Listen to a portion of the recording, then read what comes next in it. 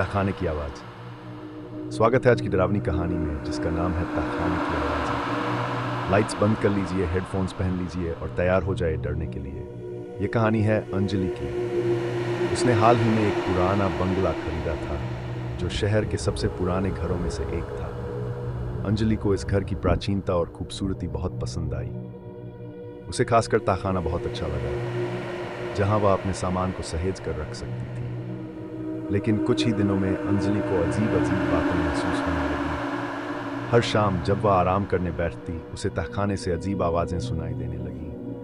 शुरू में उसने सोचा कि शायद यह उसके मन का भ्रम है, लेकिन धीरे धीरे ये आवाज़ें तेज और स्पष्ट होने लगीं। कभी कभी उसे लगता कि कोई उसके नाम पुकार रहा है।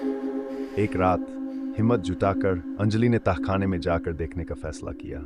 हाथ में टॉर्च लिए वह धीमे धीमे सीढ़ियों से नीचे उतरने लगी। हर कदम के साथ उसका दिल जोर जोर से धड़क रहा था। तहखाने में पहुंचते ही उसे एक ठंडी हवा का झोंका महसूस हुआ।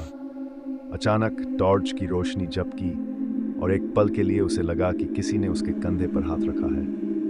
घबराकर अंजलि ने पीछे मुड़कर देखा, लेकिन वहां कोई नहीं था। तभी उसे दीवार पर कुछ चमकता हुआ दिखा। वह पास जाकर देखी तो पाया कि वहां एक पुराना आईना था जिसमें से हल्की हल्की रोशनी आ रही थी। जैसे ही अंजलि ने आईने को छूने की कोशिश की, उसे महसूस हुआ कि कोई उसे अंदर खींचने की कोशिश कर रहा है। उसकी चीख तहखाने में गूंज उठी और तभी अचानक आवाजें बंद हो गई। अगली सुबह जब पड़ोसियों ने अंजलि को ढूंढने की कोशिश की तो उन्हें तहखाने में सिर्फ उसका टॉर्च मिला। अंजलि का कोई पता नहीं था।